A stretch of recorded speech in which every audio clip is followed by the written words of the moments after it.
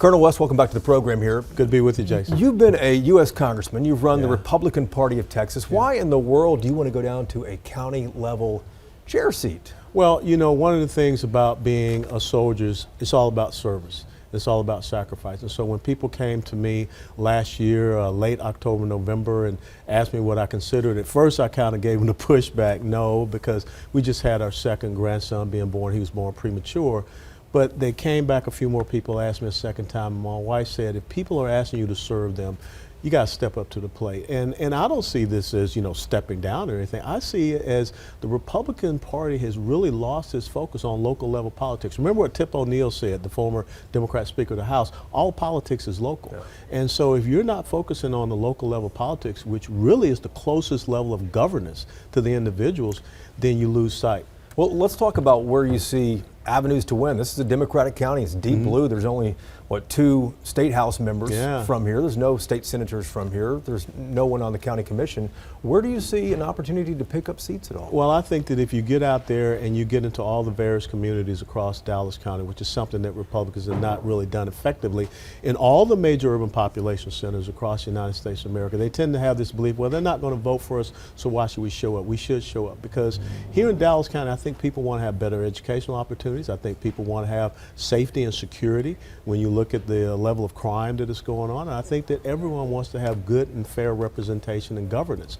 Now, when you're right, because in the last presidential election cycle, the Democrats outvoted Republicans by 291,076 votes. And the last time Republicans outvoted Democrats in a presidential election in Dallas County was 2004. But I think there's an opportunity now because people are looking for principles. They're looking for these values. They're looking for something that makes sure that they can be taken care of in their homes, and they're very concerned. And another thing that we don't talk about a lot, Dallas is the #2 city in the United States of America for sex trafficking. And that really does affect a lot of people. When you see these young Hispanic girls on the street corners selling flowers, that's the face of human trafficking. So the border has an immediate effect on what we see happening right here in our community. Let's talk kind of the nitty-gritty of this, though. How do you physically do it? You talked about 2004, but last time Republicans outvoted Democrats here.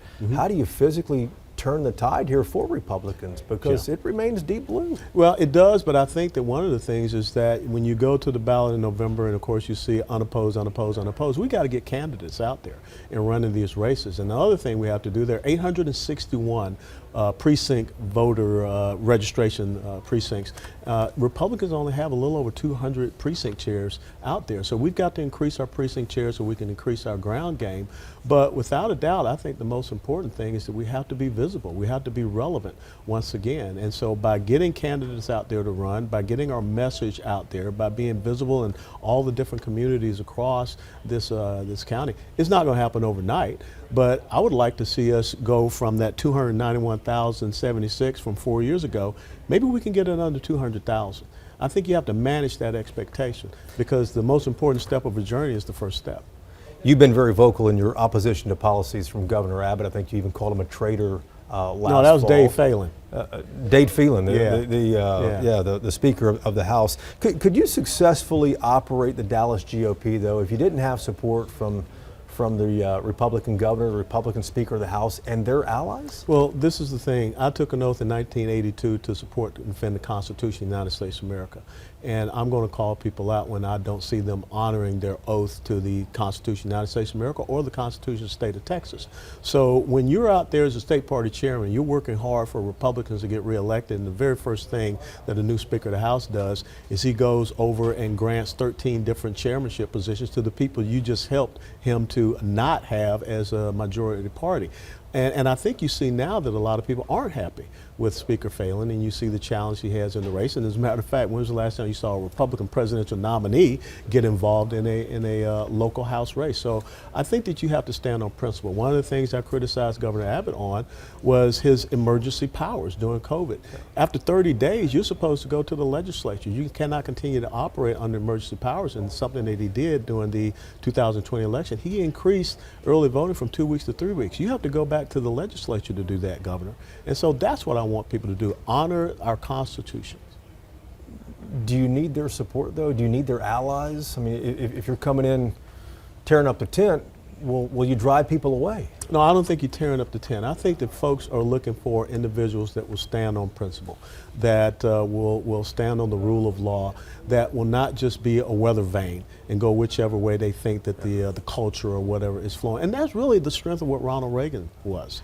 I mean, he said, this is who I am, this is what I stand for. And I believe in the United States of America, I believe in Dallas County, I believe in Texas right now. That's what people are looking for.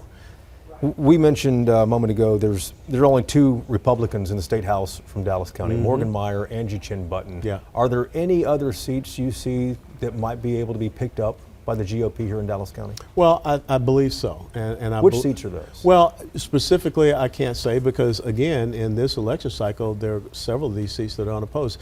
Going in 2024, we got 75% of the countywide elections that are unopposed. There's only one Republican that is running countywide, and that's County Commission seat number 1, Jason Metcalf. We got 73% of our judicial races that are unopposed. So I think first and foremost, we got to go back and start looking at and training, like as I said, those good quality candidates that can go out there and deliver our message first and foremost. But 4 years ago, Republicans only won, I think it was 3 out of 44 races. And in 2022, Republicans only won 6 of 51 races. So we've got to improve, we've got to get better from that. And I think it starts with going out and recruiting good quality candidates. You've addressed some of this, but let me ask you just a question here. Why are you challenging the incumbent, Jennifer Stoddard-Hajdu? What do you think you can do better than what she's doing right now? Well, first and foremost, I'm not running against anyone. I'm running against a standard. That's what you learn in the military. And when I look at the standard here, the disparity by which we've been losing, the fact that we don't have, we got less than 25% precinct chairs for Republicans. The Democrats have about 55, almost 60. When you are not winning in races, I think that we can only improve. And I think that people are looking for individuals that will go out there and lead them from the front and go out and get into these communities. So that's the standard that I'm looking at, a standard of excellence, a standard of being relevant, a standard of being competitive. If you were in this position today, how would you define success come November for Republican victory? Success would be that we take that number of disparity from 291,000 and at least bring it down to 200,000. In a perfect world, I could cut it in half. The other thing is that we got to go from about the 24 to 25% precinct chairs to at least 50 to 55%. We're not going to get to 100% coverage, all 861 between now and November. But at least then, if we get that amount, we can maybe look at some collateral coverage because you got to have a ground game. You got to get out there and get people registered to vote. There's so many people, Jason, that don't even know that in a couple of weeks, early voting starts in this election cycle. How hard, I mean, it sounds good on paper to say, listen, there's a lot of openings for precinct chairs, but how hard is it, do you think, to go out and recruit those folks to physically do the ground level work? Yeah, I don't think it is because I've had a lot of people saying that, hey, Colonel, I'm ready to sign up and ready to, go out and do it, if you're elected. Because we have seen a lot of people that want to be precinct chairs being rejected. For whatever reason, I don't know, but we need to have people that are willing to get in the boat and pick up an oar. Colonel, thanks for the time. My pleasure, Jason.